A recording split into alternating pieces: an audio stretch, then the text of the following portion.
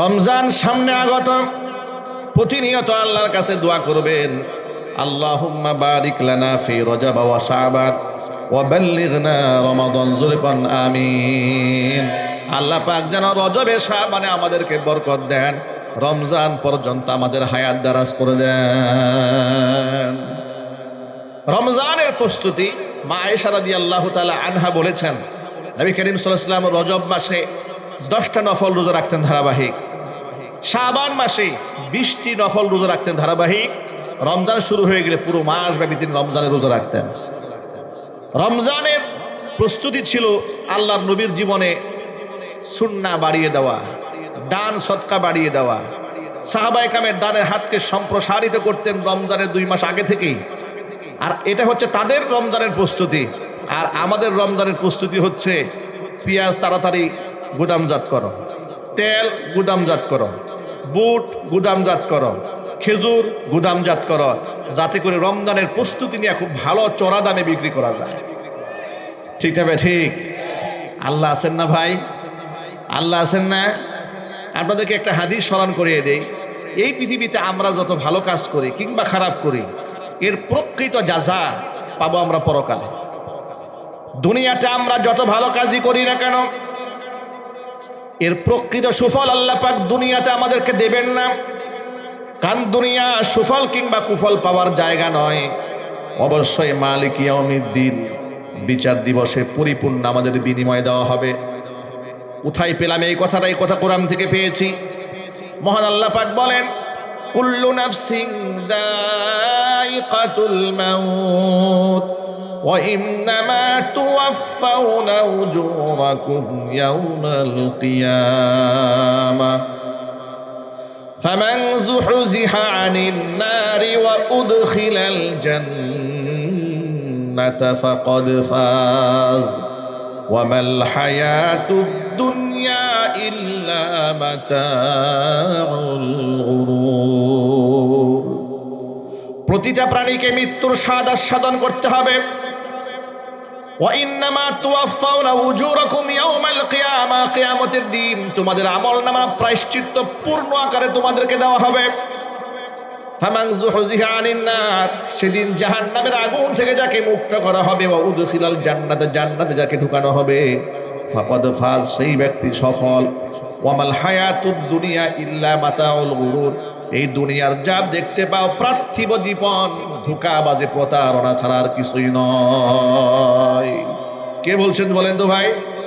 তাহলে এই আয়াত প্রমাণ করে আমরা দুনিয়াতে যা কিছু করি না কেন, এর পরিপূর্ণ রেজাল্ট, ভালো করলে ভালো, খারাপ করলে খারাপ, এটা আমরা কি দুনিয়াতে পাবো না আখিরাতে পাবো? আখিরাতের দিকে পাবো। ভাইরা, আখিরাতের প্রতি বিশ্বাস আমাদের আছে না? আরো যদি বলেন আছে না? না সন্দেহ আছে আমাদের কারো? রবের সামনে দাঁড়াতে হবে, এই বিশ্বাস আছে কার কার? দোয়া দেখতে চাচ্ছে। আল্লাহ তুমি আমাদের বিশ্বাসের ভিত্তিকে আরো মজবুত বানায় দাও। আরো জোরে বলুন আমিন। হাত নামান। প্রিয় ভাইরা, পাবো তো আমরা পরকালে। দুনিয়াতে আমাদেরকে আল্লাহ পাক শাস্তিও দিবেন না কঠিন, আবার দুনিয়াতে আল্লাহ পাক আমাদেরকে পরিপূর্ণ নিয়ামতও দেবেন না। তবে দুনিয়াতে কিছু একটা দেবেন। সেটা কি দেবেন? কোরআন থেকে শোনাচ্ছি। অসংখ্য মায়েরাও এই কথা শুনতে পাচ্ছেন। খুব মনোযোগ সহকারে আল্লাহ পাকের সূরাতুন নাহলের এই আয়াতটা শুনুন। আল্লাহ পাক বলেন, মান আমিলা সালিহাম মিন যাকারিন আও উনসা ওয়া হুয়া মুমিন ফালানুহিয়ান্নাহু হায়াতান তাইয়্যিবা ওয়া লানাজজিয়ান্নাহুম আজরাহুম বিআহসানি মা কানু ইয়ামালুন।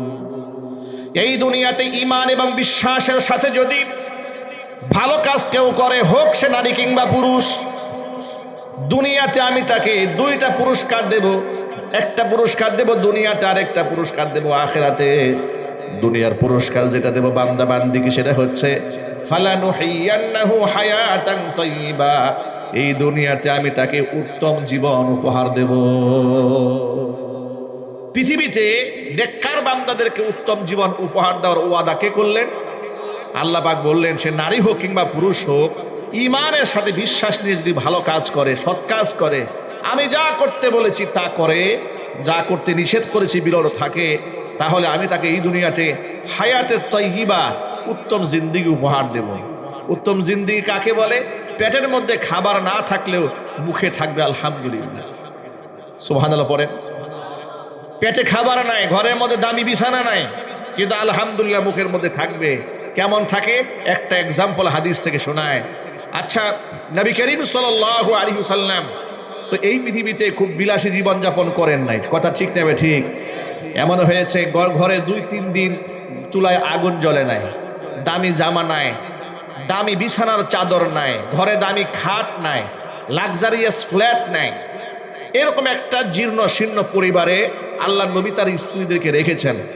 উম্মুল মুমিনিন মা আয়েশা সিদ্দিকা রাদিয়াল্লাহু তাআলা আনহা একদিন তিনি ঘরে বসে বসে কোন একটা কাঁথা এই ধরনের কিছু সেলাই করছিলেন।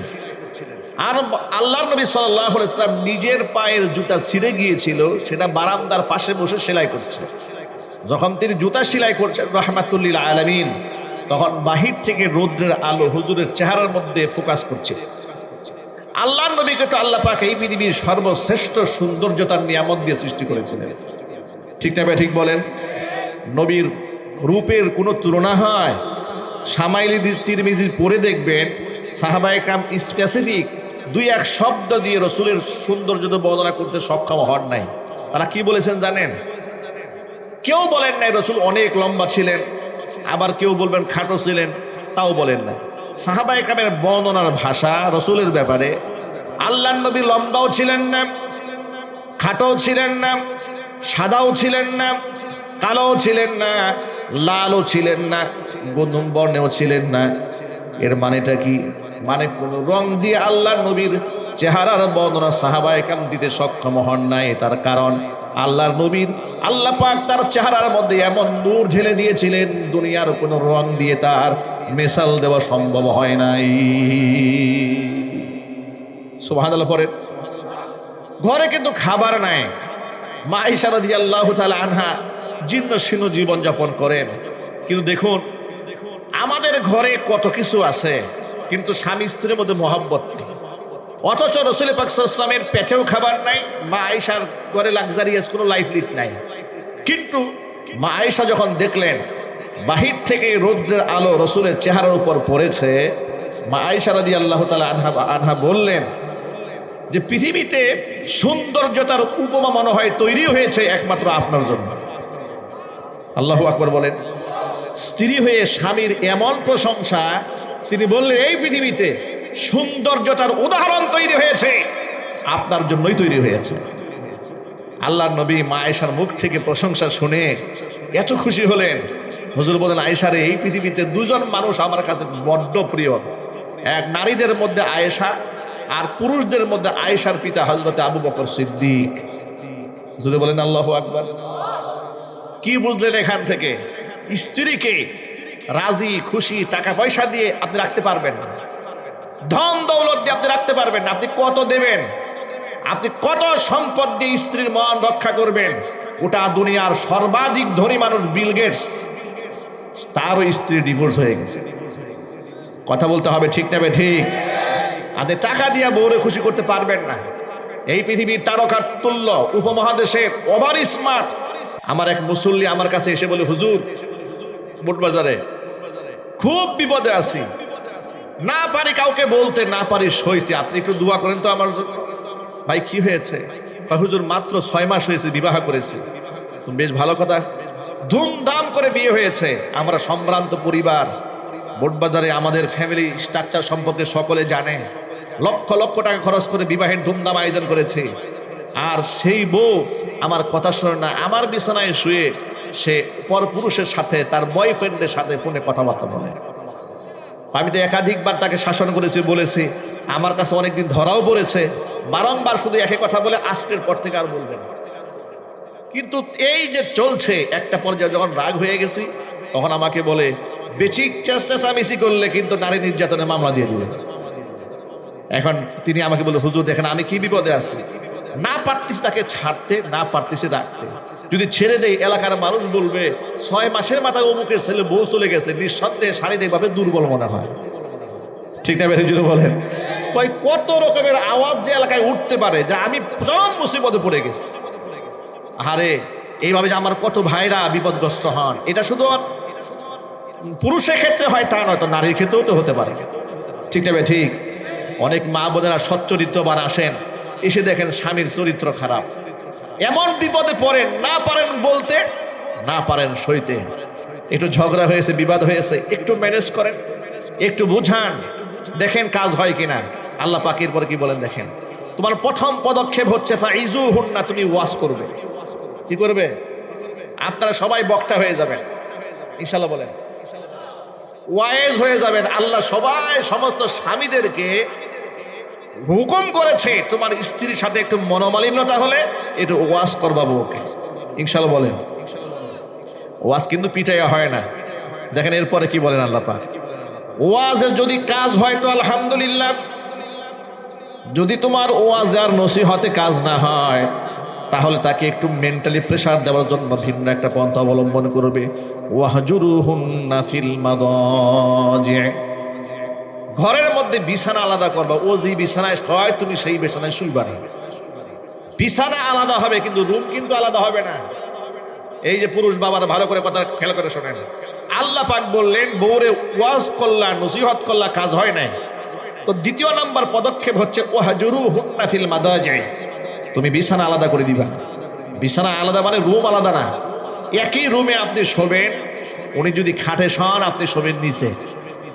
এতেও যদি কাজ না হয়, উনি যেদিকে ঘুরে তাকায় শুয়ে থাকেন, আমি দুটো ফিরেও তাকাবেন।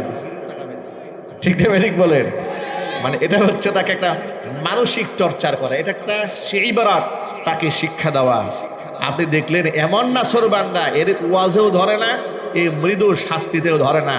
আল্লাহ রাব্বুল আলামিন তৃতীয় ধাপে পদক্ষেপ নিতে বলেছেন, তারপরে ওয়াদরিবুহুন্না, তুমি মৃদু আঘাত করতে পারো। কি করতে পারো? মৃদু আঘাত। এই আঘাত কিন্তু এমন আঘাত নয় যে পিঠায় হাড্ডি ভেঙে দেবেন, জন্মের মতো মারবেন, চুল ধরে হেঁচড়াবেন, না, এই আঘাত নয়। মুফাসসিররা আয়াতের তাফসীর করে বলেছেন এই আঘাত হচ্ছে এই যে এক হাতের মতো ছোট্ট একটা কাপড়ের টুকরা, এই কাপড়ের টুকরা দিয়ে তার গায়ে হালকা আঘাত করা, যে গায়ের মধ্যে কোনো টাচ না লাগে। সুবহানাল্লাহ, গায়ে কোনো দাগ না লাগে, এটা কোনো মাইর হইল? আল্লাহু আকবার বলেন। আপনি এর থেকে বেশি মারতে পারবেন না। আল্লাহু আকবার যদি বলেন। এটা একটা শাসন, মানে তাকে রক্তাক্ত করা, ক্ষত বিক্ষত করা, এটা আল্লাহ পাকের মাকসাদ না। মাকসাদ হচ্ছে তার ব্যক্তিত্বে আঘাত দেওয়া। তুমি আমার গায়ে হাত তুলে ফেলেছো, সে যেন অনুতপ্ত হয় যে আমি বড় মারাত্মক অন্যায় করেছি, আমার স্বামী আমার গায়ে হাত তুলেছে। এই তিনটা পদক্ষেপ পার হয়ে গেল, কোনোভাবে আপনি আপনার স্ত্রীকে সামাল দিতে পারছেন না, কোনোভাবেই হচ্ছে না। এবার চতুর্থ নম্বর পদক্ষেপটা কি আল্লাহ পাক বলছেন? আল্লাহ রাব্বুল আলামিন বলেন, যদি এই সমস্ত পদক্ষেপ নেওয়ার পরে ফাইন আতানাকুম, স্ত্রীরা তোমাদের আনুগত্য করে, তোমাদের কথা মেনে নেয়, ফালা তাবগু আলাইহিন্না সাবিলা, তাহলে তাদের বিরুদ্ধে নতুন করে আর পদক্ষেপ নেওয়ার কোনো দরকার নাই। আল্লাহ পাক যেন এত সিরিয়াস মোমেন্ট পর্যন্ত যাওয়ার মতো কোনো অবস্থা যেন আমাদের সংসারে না দেন। এটা জুড়ে বলেন না আমিন। আল্লাহর কাছে দোয়া করা উচিত না ভাই? সবসময় দোয়া করবেন আল্লাহর কাছে। অনেকে কি করে দেখেন, এই কথাটা না বললে না, পরে ভুলে যাব আবার। মানুষের নজর কিন্তু মারাত্মক। আর নজরু হাক্কুন, আল আইনু হাক্কুন। মানুষের কুনজর, বদনজর আপনার ফ্যামিলিকে ধ্বংস করে দিতে পারে। মানুষ কিন্তু মানুষের সুখ পছন্দ করে না। ঠিক তবে ঠিক, আপনি সুখে আছেন, এটা বাহিরে গল্প করার কোনো দরকার নাই।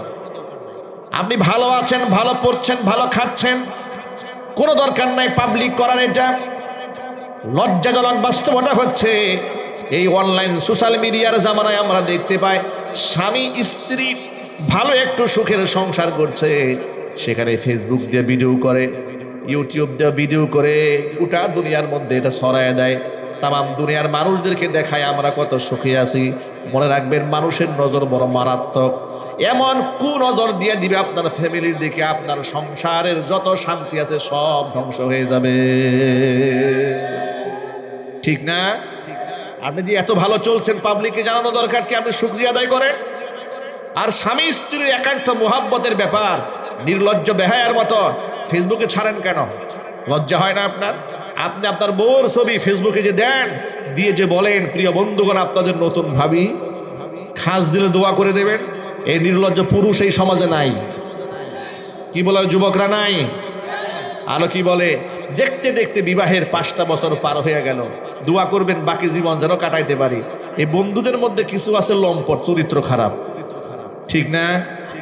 সে চিন্তা করে 5 বছর হয়েছে, 6 নম্বর বছর তোমার সাথে কাটবে না, আমার সাথে কাটবে, টেনশনের কোনো কারণ নাই। এরপরে শয়তান রাস্তা বের করে দেয়, পরকীয়া শুরু হয়ে যায়, লাগে সংসারের মধ্যে ঝগড়াঝাটি, সংসার শেষ। এরকম কি অ্যাভেলেবেল হচ্ছে না সমাজে ভাই? আমরা এই রাস্তা খুলবো না, বলেন ইনশাআল্লাহ। আমরা আমাদের স্ত্রী সন্তানদের নিয়ে আল্লাহর কাছে দোয়া করব। কি দোয়া করব? রব্বানা হাব লানা মিন আজওয়াজিনা ওয়া যুররিয়াতিনা কুররাতা আ'য়ুনিন ওয়াজআলনা লিল মুত্তাকিনা ইমামা। আল্লাহ তাআলা, তুমি আমার স্ত্রী, আমার সন্তান সন্ততি, পরিবার পরিজনদেরকে এমন বানায় দাও যাদেরকে দেখলে আমাদের চক্ষু শীতল হয়ে যায়, আমাদের মন ঠান্ডা হয়ে যায়। জোরে জোরে বলেন আমিন। আর আল্লাহর কাছে সব সময় এই দোয়াটা আমরা করবো, 5 ওয়াক্ত নামাজের পরে এই দোয়া করবো, বলেন ইনশাআল্লাহ। আল্লাহ পাক এবার 4র্থ নম্বর পদক্ষেপ, আল্লাহ পাক যেন আমাদের জীবনের 4র্থ নম্বর পদক্ষেপে যাবার মতো মুহূর্ত না দেয়। জোরে কোন আমিন। এবার শুনেন 4র্থ পদক্ষেপটা কি? ওয়া ইন খিফতুম শিকাকা বাইনিহিমা ফাবআসু হাকামান মিন আহলিহি ওয়া হাকামান মিন আহলিহা। এবার গার্জিয়ানদেরকে বলা হচ্ছে, কাদেরকে?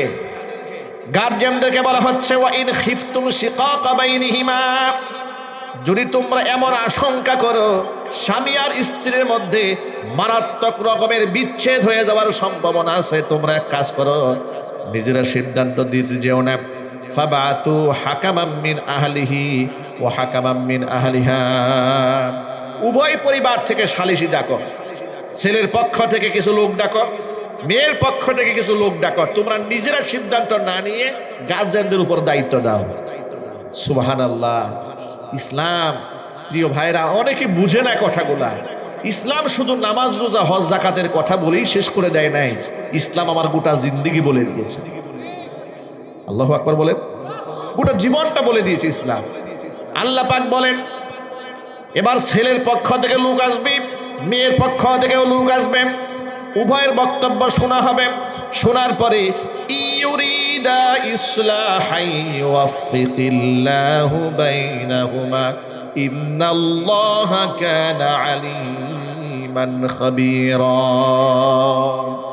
সব কিছু শোনার পরে উভয় পক্ষের গার্জিয়ানরা যদি মনে করে যে এটাকে, এই সংসার টিকিয়ে রাখা সম্ভব, তারা যদি মনে করে সবকিছু শুনে মিলে, ইউফিকিল্লাহু বাইনাহুমা, আল্লাহ পাক তাদেরকে সেটা করার তৌফিক দেবেন।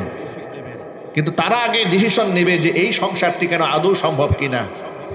কিন্তু আল্লাহ রাব্বুল আমিন বলছেন, ইন্নাল্লাহা কানা আলিমান খাবীরা, আমি আল্লাহ পাক কিন্তু সব জানি, সমস্ত খবর রাখি। এর মধ্যে একটা মারাত্মক কথা বলে দেই, মনে কষ্ট নিয়েন না, অনেক মা বোনরা কথা শুনতে পাচ্ছেন। অনেক জায়গায় স্বামী এবং স্ত্রী একটু কথা কাটাকাটি হলে স্ত্রী না বুঝে তার বড় বোনকে ফোন দেয়, আপু আমার সাথে তো এই আচরণ হয়েছে। বোন বলে, এত বড় সাহস, আমার বোনের সাথে আচরণ হয়েছে। উনি বিশাল একটা মাতবর হয়ে গেছে। ঠিক তবে ঠিক দিল চেতাইয়া এক কথায় বলে, এর সাথে তোর সংসার হবে না, তুই আমার বাড়ি চলে আয়, বাকিটা আমি দেখতেছি। বোন নিয়ে গেছে বোনের বাড়িতে, মাকে ফোন দিয়েছে, মা আমি তো এরকম একটা বিরাট ঝামেলায় পড়ে গেছি। মা বলে, এত বড় সাহস, আমার মেয়ের সাথে আচরণ, ওর একদিনকে আমার একদিন, এই তুই আমার বাসা চলে আয়।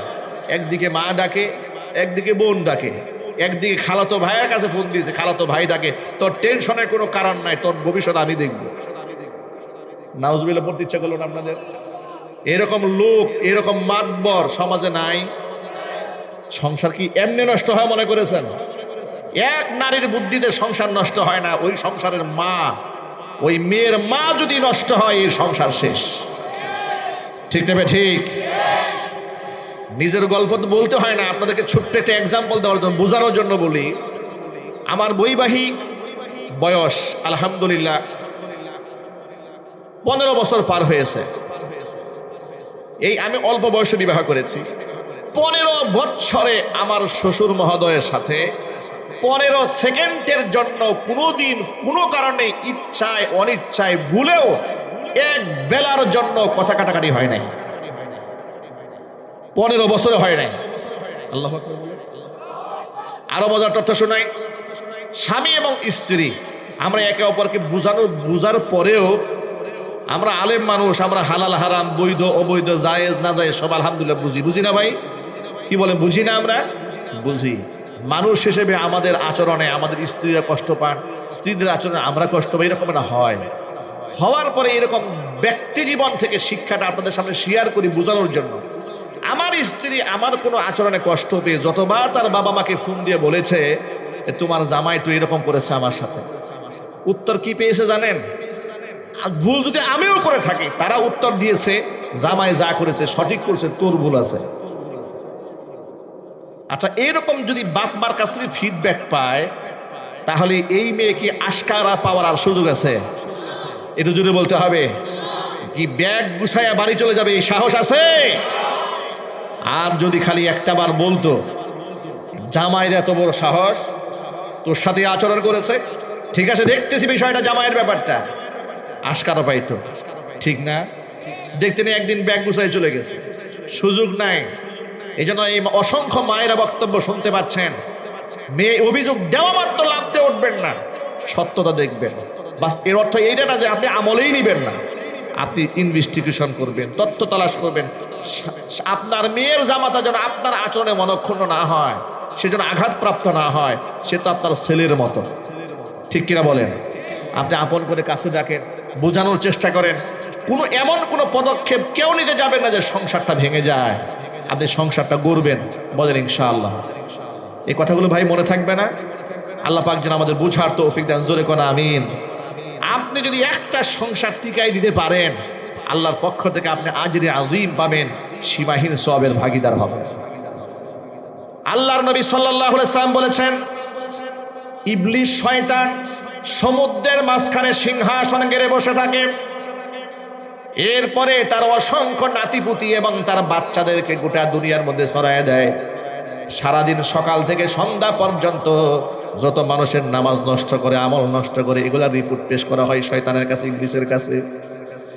এক শয়তান গিয়া বলে, ইবলিস শয়তানকে গিয়া সব চেলা শয়তানগুলো বলে, আমি আজকে আদম সন্তানের বিরাট ক্ষতি করেছি। বলে কি করেছ? বলে নামাজ কাজা করে দিয়েছি। ওয়েলকাম, ধন্যবাদ, ভালো কাজ করছো।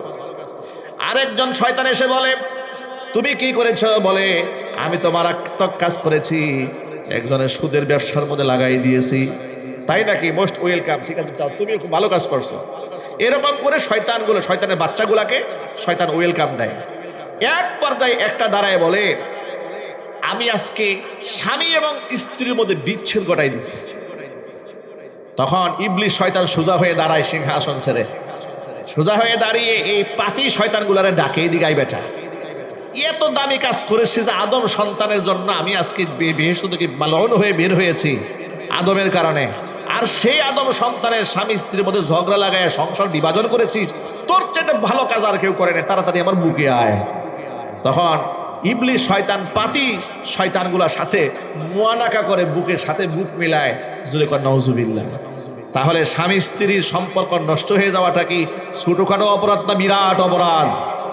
বিরাট অপরাধ। ইসলামে এটাকে আবগাদুল হালাল, নিকৃষ্টতম হালাল করা হয়েছে। একান্ত প্রয়োজন ছাড়া আপনি এই পদক্ষেপ নিতে পারবেন না। এবার আসেন আমার সেই ঘনিষ্ঠজনের কথা। ওই যে 6 মাসের বাচ্চা রেখে আমার কাছে মেজাজ দেখায় বললো, বউ আমি রাখবো না। আমি বললাম, ভুলেও আপনি কাজ করবেন না, আপনি এই পদক্ষেপগুলো নেন, স্টেপ নেন। সে বলে কোনো স্টেপ নেওয়ার যাওয়া সম্ভব না। বাড়ি গেল, বাড়ি গিয়ে বউকে 3 তালাক দিয়েছে একদিনে। হয় তালাক? 3 তালাক দিয়ে আমার কাছে এসে মেজাজ দেখায় বলতেছে, হুজুর কাম একটা করে দিছি আজকে। কি কাজ করেছেন? বউরও তালাক দিয়েছে। হয় তালাক দিয়েছেন? হয় 3 তালাক দিয়ে দিয়েছে। আমি বললাম, কাজটা কি ঠিক করলেন? আপনার ঘরে ছোট্ট বাচ্চা আছে। বলে না না না, এটা খানে দাঁত জালে চাইতে নিকৃষ্ট মহিলা, এর সাথে ঘর করা, সংসার করা কোনোভাবেই সম্ভব নয়। কয়েকদিন পরে শুনতে পেলাম ওই মহিলার সাথে সে সংসার করে। এলাকার লোকেরা আমার কাছে রিপোর্ট দিল। জিজ্ঞেস করলাম কি ব্যাপারটা কি? কয় হুজুর ছোট বাচ্চা তো বিবেচনা করে তওবা তিল্লা করে আমরা একসাথে হয়ে গেছি। একটু নাউজুবিল্লাহ পড়বেন না ভাই? দেখুন এখন তার আজকের এই দিন পর্যন্ত এই ফ্যামিলি এখন তারা সংসার করে। আমার প্রশ্ন হচ্ছে, আপনি তালাক হওয়ার আগে এত ঝগড়া হতো, এখন আর ঝগড়া হয় না, কারণটা কি? কারণ তালাক হওয়ার আগে সম্পর্ক ছিল বৈধ। শয়তান সম্পর্ক নষ্ট করার জন্য ওয়াসওয়াসা দিয়েছে। আর তালাক হয়ে যাওয়ার পরে এখন যে সম্পর্ক হচ্ছে এটা হচ্ছে অবৈধ। ঠিক না বেঠিক জুড়ে বলেন? অবৈধ ব্যভিচার যেখানে হয়, মায়া মোহাব্বতের শয়তানের পক্ষ থেকে অভাব থাকে না। দেখবেন বয়ফ্রেন্ড এবং গার্লফ্রেন্ড যখন ছিল, জিনা ব্যভিচার করেছে, অবৈধ হারাম কাজ করেছে, কি মোহাব্বত। ঠিক না ঠিক? বিবাহ হয়ে গেছে, এখন প্রত্যেক দিন ঝগড়া লাগে, কারণ সম্পর্ক যখন হারাম ছিল শয়তান সাকসেস ছিল। এই জন্য আমার সকল ভাইদেরকে কথা সবক শোনানোর আমার উদ্দেশ্য একটা। ভাই আমার লম্বা কথা, লম্বা ইতিহাস আপনাদের সামনে তুলে ধরলাম এই জন্য। কোরআন মাজিদের সূরা নাহলের মধ্যে আল্লাহ পাক বলেছেন, ভালো কাজ যদি ঈমানের সাথে নারী আর পুরুষ করে, দুনিয়াতে আমি আল্লাহ পাক তাকে উত্তম জিন্দেগি উপহার দেব। জোরে বলেন সুবহানাল্লাহ। উত্তম জীবন উপহার দেওয়ার মালিক কে? আর যদি বলেন মালিক কে? মা আয়েশা রাদিয়াল্লাহু তাআলা আনহাকে আল্লাহর নবী খাবার দিতে পারেন নাই, দামি দামি দামি দামি পোশাক দিতে পারেননি, কিন্তু সংসারের মধ্যে এত সুখ ছিল। স্বামী স্ত্রীর মধ্যে কত মহব্বত থাকলে মা আয়েশা রাদিয়াল্লাহু তাআলা আনহা বলেন, এই দুনিয়াতে সৌন্দর্যতার উপমায় তৈরি হয়েছে ও নবীজি আপনার জন্য। আহারে কি মহব্বত সংসারে, কত মায়া সংসারে। খাদিজাতুল কুবরা রাদিয়াল্লাহু তাআলা আনহার কথা বলে হুজুর শুধু কান্না করতেন আর আল্লাহকে দোয়া করে বলতেন, আল্লাহ দুনিয়ার এই সংক্ষিপ্ত সফরে আমি আমার স্ত্রী খাদিজাকে হারাই ফেলেছি, কাল হাসরের কঠিন ময়দানে আমি যেন খাদিজাকে না হারাই ফেলি। আয়েশা রাদিয়াল্লাহু তাআলা আনহা বলেন, খাদিজাতুল কুবরার প্রশংসা করা মাত্র এত প্রশংসা নবীজি করতেন, শুধু করেই যেতেন, কথা বলেই যেতেন। প্রিয় মানুষের কথা তো মানুষ বলতেও মজা পায়, শুনতেও মজা পায়। ঠিক না ঠিক বলেন? মা আয়েশা বলেন, একদিন হুজুরের সামনে খাদিজার প্রশংসা করা হলো, আর ফাআসনা আলাইহা কাসীরা, খুব প্রশংসা করলেন। হাত্তা গিরতু, আমার গায়রতে লাগলো, একটু হিংসা হলো আমার মনে। মা আয়েশা বলছেন, আমার হিংসা হবে না, সে তো তার একটা স্ত্রী, আমিও তার একটা স্ত্রী। এখন শুধু তার প্রশংসা করে, আমি তাকে একটু মনের অভিমান নিয়ে রসুলকে বললাম, ইন্নাহা কানাত আজুজাতান, সে ছিল একজন বৃদ্ধা মহিলা। কদ মাতাত মিন ক্বাবলু, ইতপূর্বে সে মারা গেছে। ওয়াকাদ আবদালাকাল্লাহু খায়রাম মিনহা, খাদিজার চেয়ে তো উত্তম নারী আল্লাহ আপনার জীবনে উপহার দিয়েছে। আল্লাহ নবী তখন কসম করলেন, ওয়াল্লাহি মা আবদালানি আল্লাহু খায়রাম মিনহা, আয়েশা রে আমি আল্লাহর কসম করে বলছি, খাদিজার চেয়ে শ্রেষ্ঠ নারী আল্লাহ পাক আমার জীবনে আর উপহার দেন নাই। এবার রাসূল খাদিজা রাদিয়াল্লাহু তাআলা আনহা সম্পর্কে বলা শুরু করলেন, ইন্নাহা কদ আমানাত বি ইয কাফারা বিয়ান নাস, মানুষ যখন আমাকে মিথ্যাবাদী বলেছে, মানুষ যেদিন আমাকে অস্বীকার করেছে, আমার খাদিজা তখন আমার উপর ঈমান এনেছে। ওয়া সাদ্দাকাতনি ইয কাযাবানি আন নাস, এলাকার মানুষ আমাকে মিথ্যাবাদী যখন বলেছে, তখন আমার খাদিজা আমাকে সত্যবাদী বলেছে।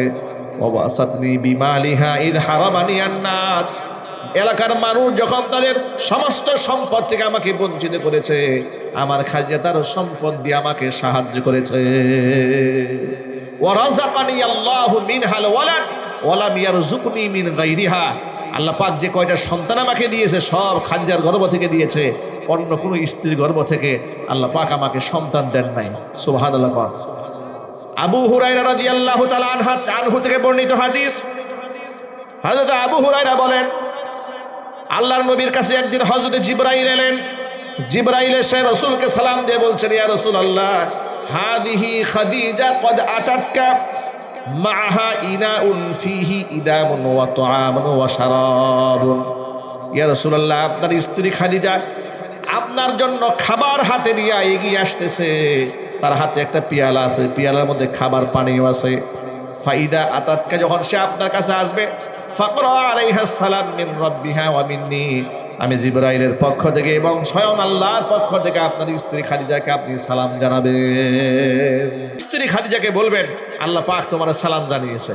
সুবহানাল্লাহ বলবেন না ভাই? শুধুমাত্র সালাম জানাবেন তা নয়, ওয়াবাশশিরহা বিবাইতিন ফিল জান্নাতি মিন কাসাবিন লা সাগাবা ফীহি ওয়ালা নাসাব। এমন একটা জান্নাতের সুসংবাদ তাকে দিবেন। আপনার স্ত্রী খাদিজাকে এত বড় সুরম্য অট্টালিকা জান্নাত আল্লাহ পাক তার জন্য তৈরি করে রেখে দিয়েছেন।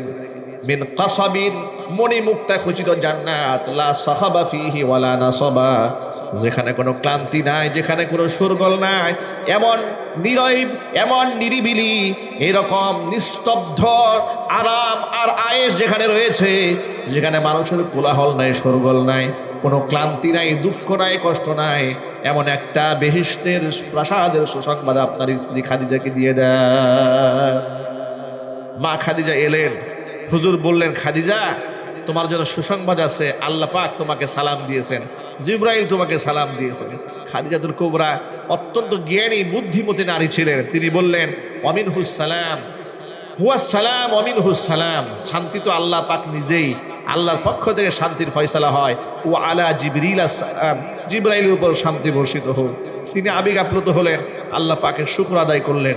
প্রিয় মায়েরা বোনেরা, মুহাদ্দিসিনে কেরাম হাদিসের তাফসীর ব্যাখ্যা করতে গিয়ে বলেছেন যে এখানে যে আল্লাহ পাক বললেন, ওয়াবাশশিরহা বিবাইতিন ফিল জান্নাতি মিন কাসাবিন লা সাখাবা ফীহি ওয়ালা নাসাবা, মণিমুক্তা খচিত জান্নাত, যে জান্নাতে কোনো ক্লান্তি নাই। এর কারণটা কি? কারণ মা খাদিজা তার স্বামীর পেছনে এত শ্রম দিয়েছেন, এত ঘাম জড়িয়েছেন, কোনোদিন ক্লান্তিহীনভাবে কাজ করেছেন। ক্লান্ত হওয়ার পরও ক্লান্তি প্রকাশ করেন নাই স্বামীর সামনে। চিৎকার দিয়ে বলেন আল্লাহু আকবার। অথচ এরপরে দেখুন, আল্লাহ রাসূল যখন ঘর থেকে বাহিরে ঘরে আসতেন, তখন কোনো অভিযোগ নিয়ে মা খাদিজা রাসূলের সামনে দাঁড়াতেন না।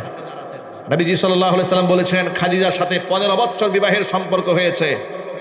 কসম, খাদিজা নবুয়ত প্রাপ্তির 15 বছর আগে থেকে আমার সাথে সংসার করেছে। নবী হওয়ার পর থেকে শুধু সম্মান দিয়েছে তা নয়, আমার বিবাহের জীবন থেকে কোনোদিন খাদিজার দরজায় আমাকে একবারের জায়গায় 2 বার নক করার প্রয়োজন হয় নাই।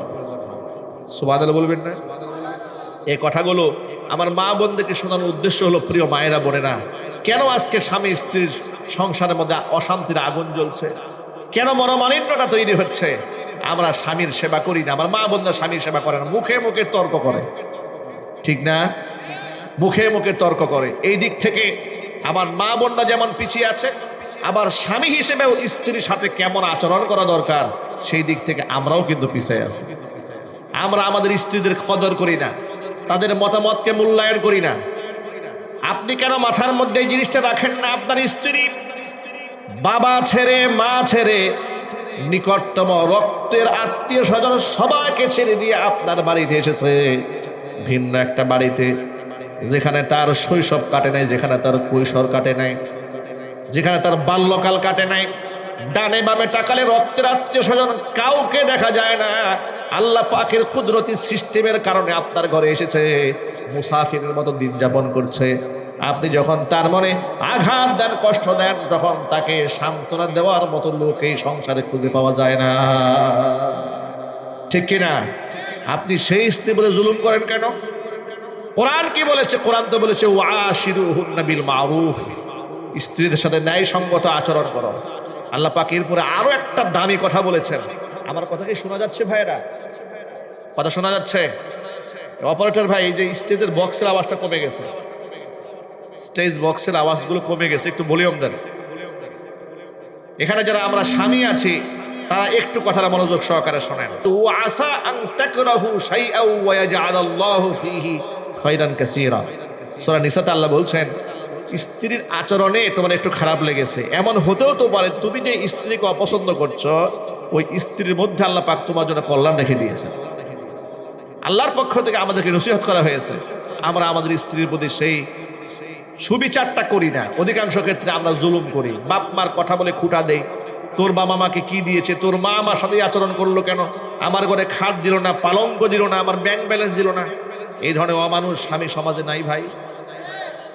ভালো মানুষও আছে, কিন্তু অমানুষের কোনো অভাব নাই এই সমাজে। মনে রাখবেন, এই যে মুখে দাড়ি আমরা রেখেছি না, মাথায় পাগড়ি বেঁধেছি, সুন্দর লম্বা জামা পরেছি, আমরা সুন্নতি লেবাস পোশাক পরেছি, ড্রেস আপ পরেছি। সুন্নতি লেবাসে এবং পোশাকে হলো আমরা আমলে সুন্নতি হতে পারি নাই, আমরা আদর্শে সুন্নতে স্বামী হতে পারি নাই। ঠিক কিনা বলেন? দাড়ি টুপি পাঞ্জাবি পরলেই সুন্নতি হওয়া যায় না, এত সহজ না। এটা তো সহজ, দাড়ি টুপি আর পাঞ্জাবি দিয়ে নিজেকে মুড়ানো এটা একদম সহজ আমল, কিন্তু আমল দিয়ে রসুলের সুন্নাহর আমল দিয়ে নিজেকে মুড়ানো এটা সহজ নয়, এটা বিরাট কঠিন আমল। আর এই পুরা শিক্ষাটা রসুলের জীবন থেকে নিতে হবে। বলেন ইনশাআল্লাহ। আর একটা হাদিস আপনাদের সামনে স্মরণ করাই দেব ইনশাআল্লাহ।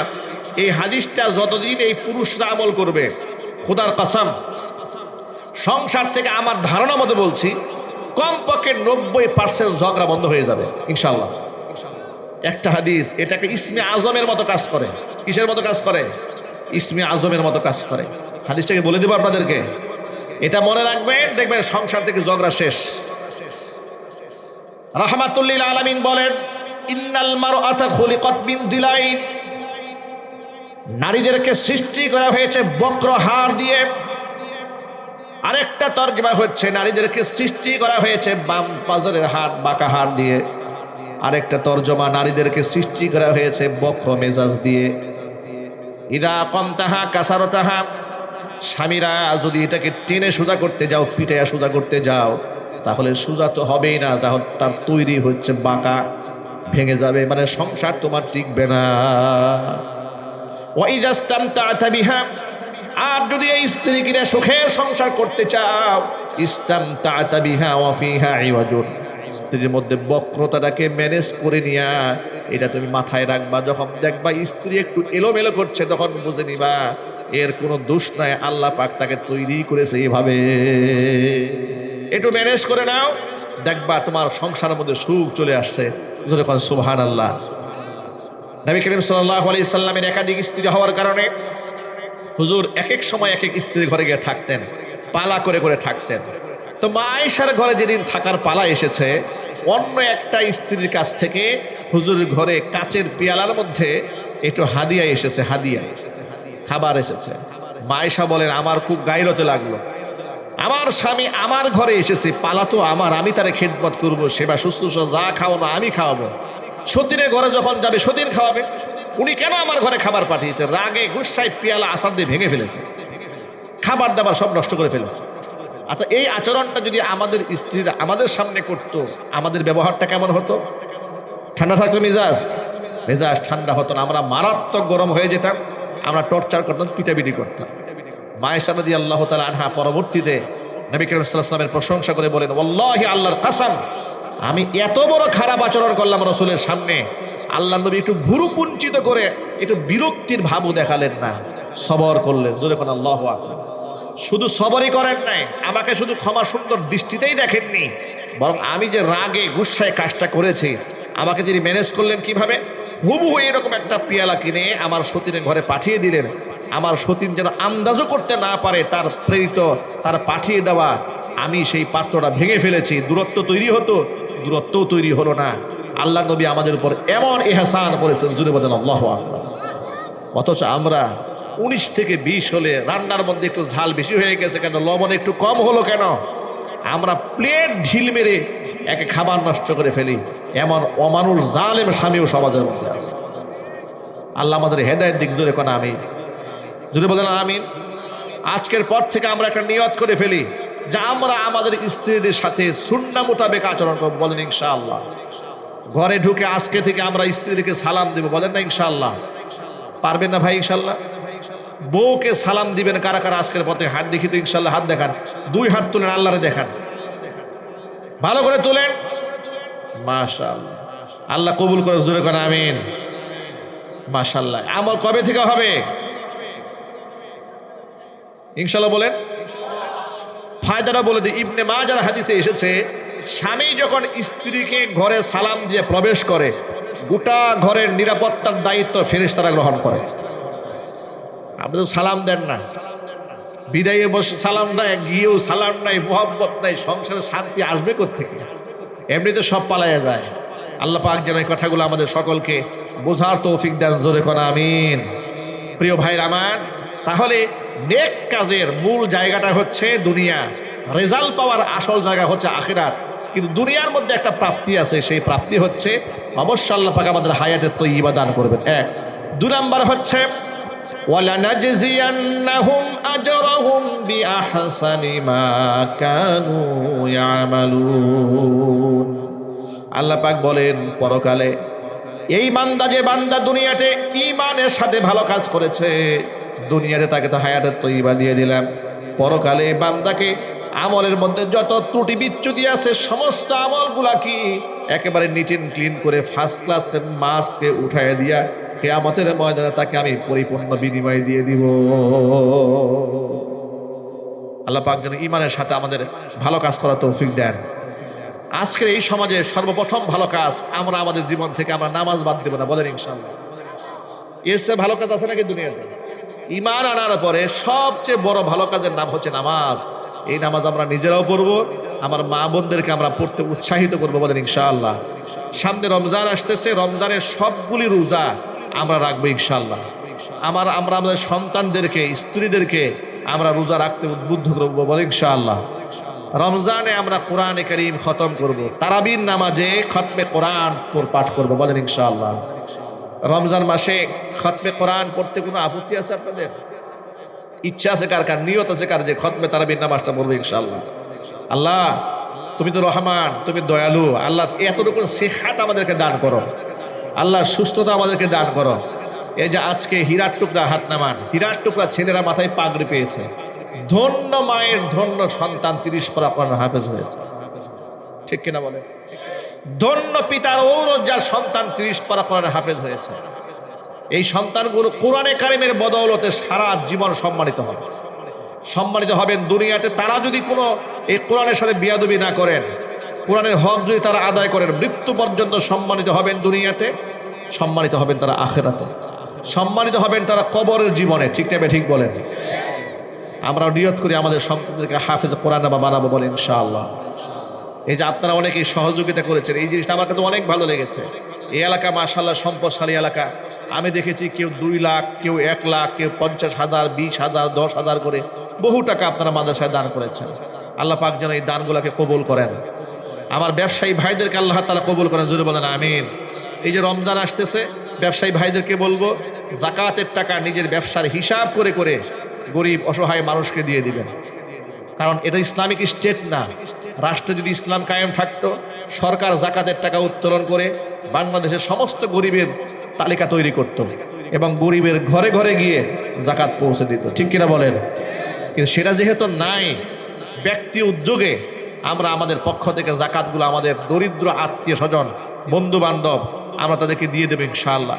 এর দ্বারা পাক হবে আমাদের আত্মা, পাক হবে আমাদের সম্পদ, আমরা পরকালের শাস্তি থেকে বাঁচতে পারবো। আর যদি যাকাত না দেই, বিপদ আপদ মুসিবতের কোনো শেষ থাকবে না। এই কথাগুলো মনে থাকবেন ভাই ইনশাআল্লাহ। আল্লাহ পাক যেন সবার দানকে কবুল করেন। আমার মা বোনরাও দিয়েছেন, আল্লাহ মা বোনদের দানকেও কবুল করেন। ছোট্ট একটা কথা বলে আলোচনা শেষ দিকে নিয়ে যাচ্ছি। কয়েক বছর আগে সিরাজগঞ্জের এক মাহফিলে, মাদ্রাসার মাহফিল, এই যে আমাদের বাচ্চারা মাথায় পাগড়ি পেল, এরকম মাথার পাগড়ি পরালাম। গরিব এলাকা তো, এলাকার মধ্যে গ্রামের ছেলেরা জাগির থাকে, জাগির মাস্টার বুঝেন তো আপনারা?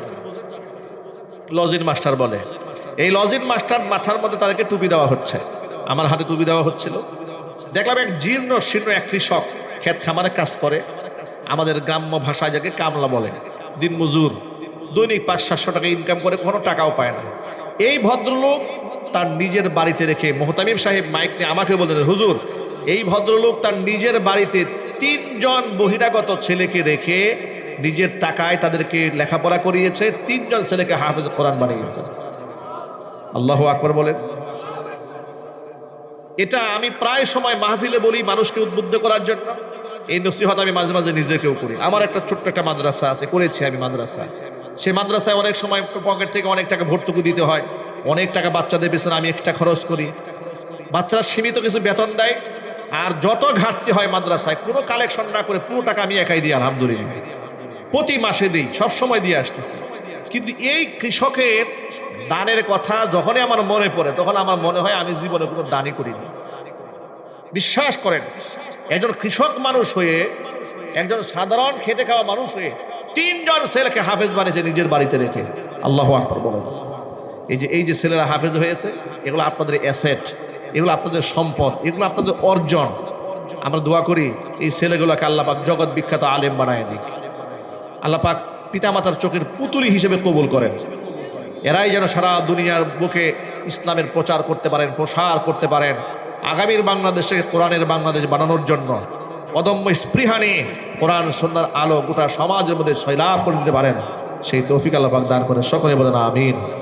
ইস্তিগফার করেন, আস্তাগফিরুল্লাহ রাব্বি মিন কুল্লি যামবি ওয়া আতুবু ইলাইহি ওয়া লা হাওলা ওয়া লা কুওয়াতা ইল্লা